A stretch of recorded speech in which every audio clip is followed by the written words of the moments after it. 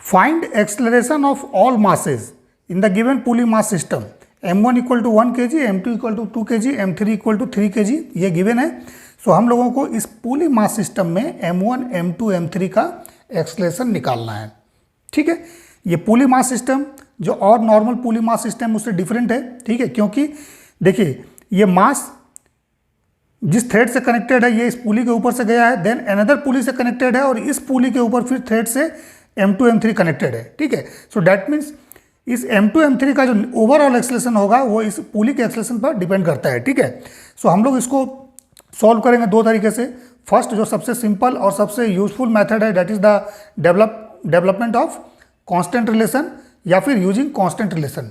Develop the constant relation and solve this pulley mass system. ठीक है, सो सबसे पहले कांस्टेंट रिलेशन, देन फिर जनरल मेथड से सॉल्व करेंगे। सो कांस्टेंट रिलेशन अगर बनाना है सो देखिए सबसे पहले इसमें चूज कीजिए जो पुली फिक्स है। So this pulley is fix, इसको रेफरेंस मानिए, रेफरेंस।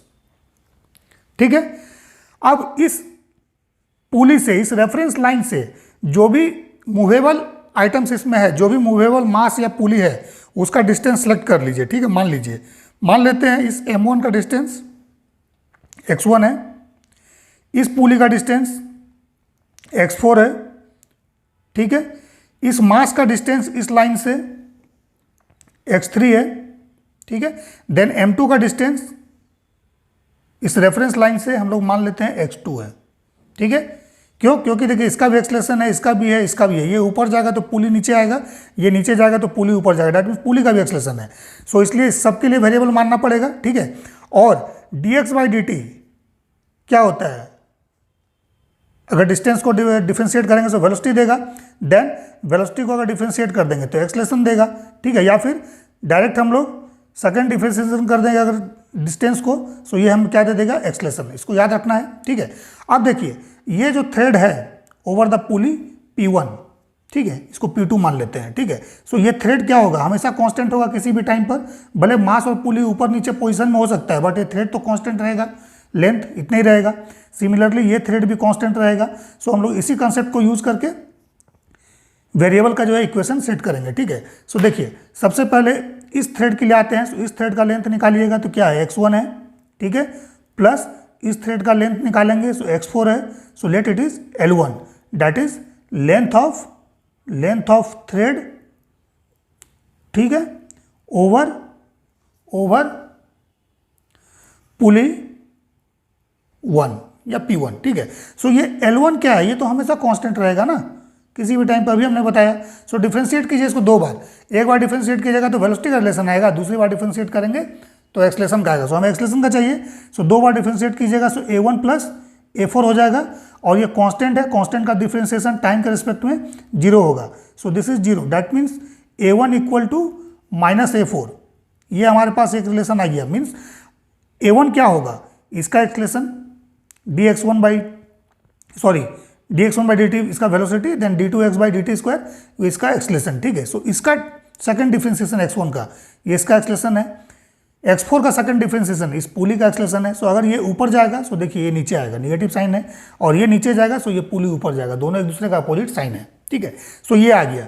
देन फिर इस थ्रेड में आते हैं। ठीक है, सो इस थ्रेड का भी लेंथ कांस्टेंट होगा। सो देखिए इस थ्रेड का लेंथ ये वाला निकालिए सबसे पहले। सो जब इसको हम लोग निकालेंगे सो क्या हो जाएगा? x2 minus x4।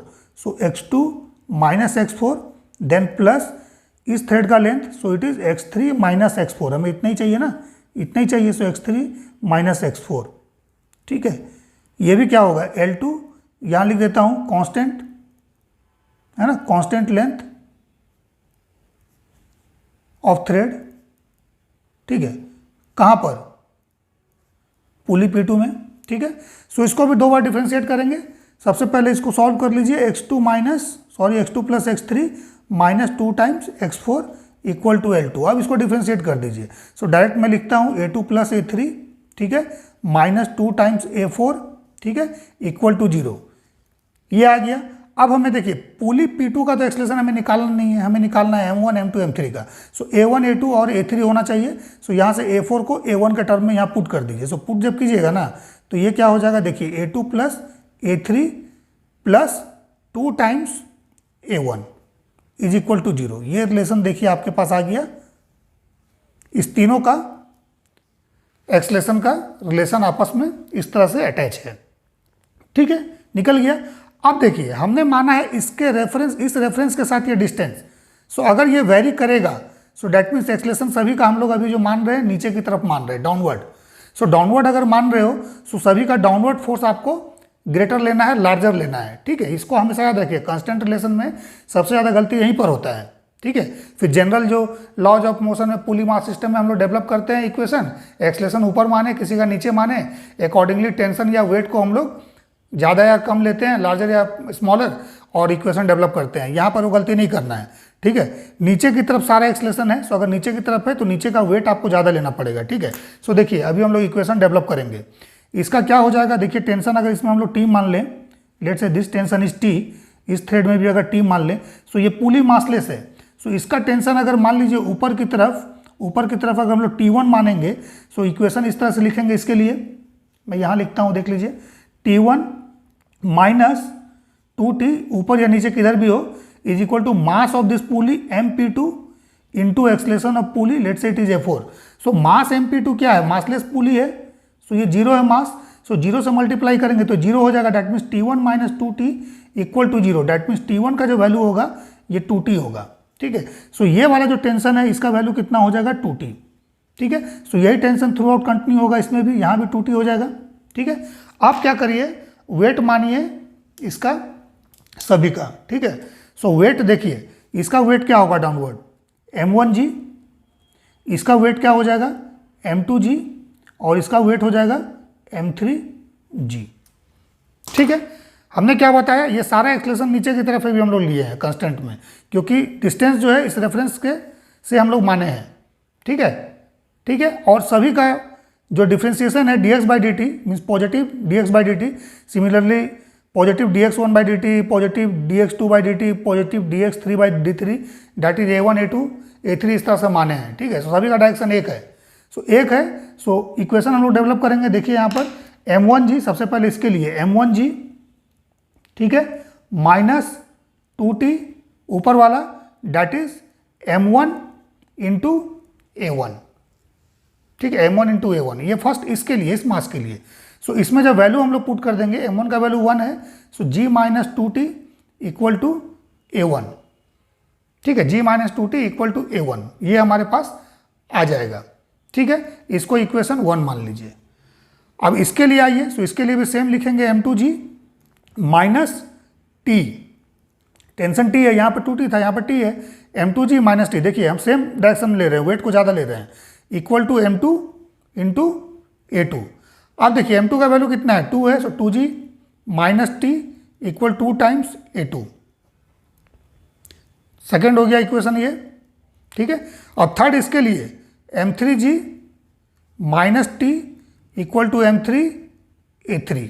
ठीक है, सो यहाँ से क्या आ जाएगा, M3 का वैल्यू कितना है, 3 है, सो 3 पुट कीजिए, 3G minus T equal to 3 A3। ठीक है, देखिए इस तरह से आ गया। अब क्या करना है, A1 A2 A3 इस तीनों को यहाँ से निकाल के ना इसमें पुट कीजिए, इस इक्वेशन में। आपका क्या होगा, सबसे पहले टेंशन आ जाएगा, जब टेंशन आ जाएगा फिर इंडिविजुअल में पुट करके हम लोग एक्सलेशन निकाल लेंगे। ठीक है, सो इसको निकालते हैं हम लोग।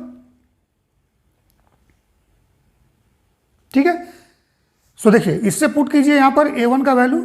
ठीक है, वीडियो को पॉज करते हैं, वैल्यू पुट करके हम कैलकुलेट कर देते हैं, टाइम कुछ सेविंग हो जाएगा। ठीक है, सो देखिए वैल्यू हमने निकाल के इसमें पुट किया, सभी से A1 A2 A3 इसमें हमने पुट किया। पुट करने के बाद सॉल्व कर दीजिए, T का वैल्यू 24G बाई 29 ये आ जाएगा। जब ये T का वैल्यू आ गया तो एक एक करके क्या करना है, T को पुट करिए इन तीनों में।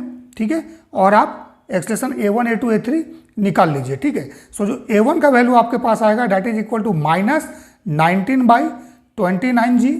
ठीक है, देन A2 का वैल्यू आपके पास आ जाएगा 17 बाई 29G, मेरा सॉल्व किया हुआ है ऑलरेडी। ठीक है, आप तो सॉल्व कर लीजिएगा। A3 का जो वैल्यू आएगा डैट इज 21 बाई 29G। ठीक है, सो देखिए ये पॉजिटिव है, पॉजिटिव साइन का मतलब है कि इसका जो डायरेक्शन हम लोग माने हैं नीचे की तरफ एक्सलेशन, ये सही है। सो ये नीचे जाएगा, ये भी नीचे की तरफ जाएगा, डाउनवर्ड होगा, दिस इज डाउनवर्ड, ये साइन डाउनवर्ड है। ठीक है, सो ये भी डाउनवर्ड आएगा, ये भी डाउनवर्ड आएगा, बट इसमें निगेटिव साइन आया, मीन जो हम लोग एज्यूम किए हैं उसके अपोजिट है ये। सो ये क्या होगा, A1 equal to 19 by 29g, ये क्या हो जाएगा, अपवर्ड, ठीक है, अपवर्ड, ठीक है। सो इस तरह से इसका एक्सलेशन होगा। नेक्स्ट जो सिंपल मेथड है, नॉर्मल मेथड जो हम लोग सॉल्व करते हैं, उससे अगर हम लोग सॉल्व करेंगे तो देखिए किस तरह से सॉल्व करेंगे। सबसे पहले मान लेते हैं कि ये जो मास है m1, ये ऊपर की तरफ जा रहा है a1, इसका एक्सलेशन ऊपर मान लेते हैं हम लोग, ठीक है, ऊपर की तरफ। टेंशन भी निकाल लेते हैं, टेंशन T इसमें अगर मानते हैं, इसमें T मानते हैं, सो इसका टेंशन अभी हम लोगों ने देखा ये 2T हो जाएगा and this is also 2T, ठीक है, ओके। इसमें m1g नीचे की तरफ, इसका m2g नीचे की तरफ, इसका m3g नीचे की तरफ, ठीक है। अब देखिए अगर ये एक्सलेशन a1 इसका हम लोग ऊपर की तरफ मान रहे हैं, तो ये पुली इस थ्रेड के साथ डायरेक्टली कनेक्टेड है। दैट मीन्स a अगर x ऊपर जाएगा तो पुली भी x नीचे आएगा, ये भी हमने कांस्टेंट रिलेशन में भी देखा है, ठीक है। सो a1 ऊपर जाएगा तो ये पुली क्या होगा, p2 पुली, इसको p1 मानिए, इसको p2 मानिए। सो p2 पुली जो होगा ये भी नीचे की तरफ जाएगा a1, ठीक है। अब क्या करिए, इस पुली पर आइए, इस पुली में हम लोग मान लेते हैं कि ये मास m2 ये ऊपर की तरफ जा रहा है, इसका एक्सलेशन a है, और ये मास m3 नीचे की तरफ आ रहा है, इसका एक्सलेशन a है, ठीक है। मीन्स अगर इस पुली का एक्सलेशन अगर 0 मानते हैं तो इसका एक्सलेशन हम लोग a ऊपर की तरफ लेंगे और इसका a नीचे की तरफ, ठीक है। बट ये पुली का एक्सलेशन भी a1 है। सो ग्राउंड पर बैठा हुआ आदमी, जो ग्राउंड में अगर कोई ऑब्जर्वर अगर होगा, सो उसको क्या दिखेगा, उसको ये जो नेट अरेंजमेंट है, ये जो नेट अरेंजमेंट आप देख रहे हैं, ये है ना, ये क्या होगा, नीचे की तरफ आता हुआ दिखेगा, ठीक है। सो ग्राउंड के रेस्पेक्ट में इसका एक्सलेशन क्या होगा, ये निकाल लीजिए, ठीक है। सो ग्राउंड के रेस्पेक्ट में एक्सलेशन अगर हम लोग निकालेंगे, सो हम लोग सिंपल देखिए एक वेक्टर रिलेशन यूज कर लेते हैं। एक्सलेशन ऑफ m2, ठीक है, विथ रेस्पेक्ट टू ग्राउंड क्या हो जाएगा, acceleration of m2 with respect to pulley p2, ठीक है, plus acceleration of pulley p2 with respect to ground, यही वेक्टर रिलेशन बनेगा, ठीक है, इस तरह से वेक्टर साइन, ठीक है ना। अब देखिए जो नीचे का डायरेक्शन है, नीचे का डायरेक्शन है, इसको मान लीजिए पॉजिटिव, इसके लिए नहीं, इसके लिए, क्योंकि ग्राउंड में अब ऑब्जर्वर है, ग्राउंड को के रेस्पेक्ट में हम लोग इसका एक्सलेशन कैलकुलेट करना है, ठीक है, इसका इक्वेशन डेवलप करना है। सो नीचे वाले को प्लस मानिए डायरेक्शन को, और ऊपर वाले एक्सलेशन को निगेटिव मानिए, ठीक है, ऊपर वाले को निगेटिव, नीचे वाले को पॉजिटिव, ठीक है, इतना याद हो जाएगा। उसके बाद क्या करिए, देखिए इसका एक्सलेशन निकालना है m2 का with respect to ground, acceleration of m2 with respect to ground, तो acceleration of m2 with respect to ground ये कितना आएगा, acceleration of m2 with respect to p2, तो acceleration of m2 with respect to p2 हम लोग क्या माने हैं, a, और ऊपर वाला डायरेक्शन को निगेटिव माने हैं, निगेटिव ही मानिएगा, ठीक है। सो a हो गया, then minus m2 with respect to p2, ये माइनस ए होगा, है ना, क्योंकि इसको हम लोग ऊपर को निगेटिव माने हैं। So minus A, then plus acceleration of p2 with respect to ground, so ये a1 है, सो a1 कर दीजिए। So acceleration of m2 with respect to ground जो होगा that is a1 minus a, ठीक है, ये एक हमारा बन गया। Similarly acceleration of m3 with respect to ground निकाल लीजिए, ठीक है। सो क्या हो जाएगा, acceleration of m3 with respect to pulley p2 plus acceleration of p2 with respect to ground, ठीक है। सो फिर नीचे वाला पॉजिटिव, सेम कंसेप्ट, तो ये p2 का क्या है, a1 है नीचे की तरफ, p2 का ये a1 है नीचे की तरफ, और ये m3 क्या है, ये इस केस में m3 का acceleration with respect to pulley p2 ये भी नीचे की तरफ हम लोग a माने हैं, ठीक है। अगर ये एक्सलेशन को पुली का p2 का एक्सलेशन को अगर 0 मानिएगा, ठीक है, तो ये क्या होगा, m2 ऊपर जाएगा, ये m3 नीचे आएगा, इसको ऊपर मानिएगा तो ये नीचे आएगा, ठीक है। So that is the acceleration when the pulley will not move, ठीक है, ये ए। लेकिन जब पुली मूव करेगा तो ग्राउंड पर बैठा हुआ ऑब्जर्वर को कुछ इस तरह से वेक्टर रिलेशन के फॉर्म में दिखेगा एक्सलेशन, ठीक है। सो ये a1 हो गया, then this is plus a, ठीक है। So this is acceleration of m3 with respect to ground, ठीक है। बुक में देखिएगा डायरेक्ट लिखा होगा a1 प्लस a, ये a1 माइनस a, इस तरह से लिखा होता है, जहां भी आपको इस तरह का क्वेश्चन मिल जाएगा, ठीक है, डायरेक्टली, ओके, ठीक है ना। क्यों, क्योंकि इसको इस तरह से भी सोच सकते हैं, अगर ग्राउंड पर बैठा हुआ ऑब्जर्वर देखेगा, सो ओवरऑल ये सिस्टम तो नीचे आएगा, ये ऊपर जाएगा, तो ओवरऑल जब ये सिस्टम नीचे आएगा, सो a1 ये मास नीचे आएगा और a ऊपर की तरफ जाएगा, सो नेट ये कितना नीचे आएगा, a1 माइनस a।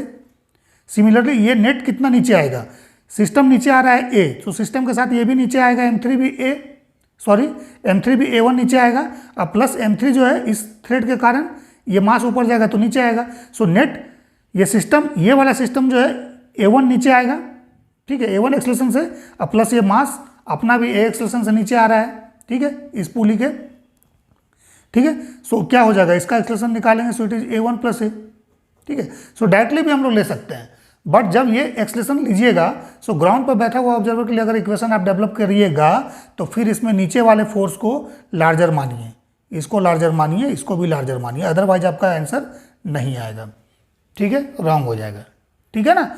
सो फिर इक्वेशन जब इसके लिए तो ठीक है, जब इसका इक्वेशन डेवलप करोगे सो क्या लिखेंगे अभी हम लोग, देखो लो, M2G minus T, M2G minus T equal to M2, ठीक है, इनटू ये वाला acceleration A1 minus A, A1 minus A, ठीक है, ये हो जाएगा इक्वेशन 2, ठीक है। देन फिर M3G minus T equal to M3 A1 plus A, ठीक है, ये हो गया थर्ड रिलेशन, ठीक है। और जो फर्स्ट रिलेशन आएगा वो यहाँ से, ये तो ऊपर जा रहा है, सो इसके लिए हम लोग लिख देंगे 2T minus M1G equal to M1 A1, ठीक है। वैल्यू पुट कर दीजिए, 2T माइनस M1 का वैल्यू 1 है, 1 kg, तो 2T minus G equal to A1, equation 1, ठीक है। इक्वेशन 2 को फिर से सॉल्व करिए, 2G minus T equal to 2 times A1 minus A, ये इक्वेशन 2 हो गया। और इक्वेशन 3 को फिर से लिखिए, सो ये 3G माइनस टी, ठीक है, इक्वल टू 3A1 प्लस ए। इसको सॉल्व कीजिए तीनों इक्वेशन को, देखिए आपका आंसर आ जाएगा, मैंने सॉल्व किया हुआ है, ठीक है। सो मैं आंसर लिख देता हूँ, A1 का वैल्यू अगेन आ जाएगा 19G/29, ठीक है, पॉजिटिव आएगा, डैट मीन्स ये अपवर्ड ही जाएगा, क्योंकि इसका हम लोग ऊपर माने हैं। सो जिस डायरेक्शन में माने हैं उस डायरेक्शन में पॉजिटिव आना चाहिए, सो पॉजिटिव आया है, ये ऊपर ही जाएगा, ठीक है। देन फिर सॉल्व किया, ए को जब निकालिएगा सो ए का वैल्यू आएगा 2/29G, बट इसका एक्सलेशन ग्राउंड पर बैठा हुआ ऑब्जर्वर को ये तो नहीं दिखेगा ना, A1 का तो ठीक है, ये आंसर हो जाएगा, लेकिन जब M2 का एक्सलेशन निकालिएगा सो एक्सलेरेशन ऑफ M2 ये क्या हो जाएगा, A1 माइनस ए, सो 19G/29 माइनस 2/29G कर लीजिएगा, सो ये आपका 17/29G आएगा, और ये पॉजिटिव है, सो डाउनवर्ड हुआ, क्योंकि डाउनवर्ड ही हम लोग माने थे, ठीक है, A1 माइनस ए हम लोग डाउनवर्ड माने हैं। इसके बाद फिर एक्सलेशन ऑफ M3 निकालना होगा, सो M3 का एक्सलेशन नीचे की तरफ क्या होगा, ये वाला हम लोग माने हैं, ग्राउंड पर बैठा हुआ ऑब्जर्वर को ऐसा दिखेगा, सो it is A1 plus A, so it is 19G/29 plus 2/29G, so that means 21/29G, ये भी पॉजिटिव है, डाउनवर्ड आएगा, ठीक है। सो एक्सलेशन मास M1 का ऊपर की तरफ होगा, इसका ओवरऑल नीचे की तरफ होगा, इसका भी ओवरऑल नीचे की तरफ होगा, ठीक है।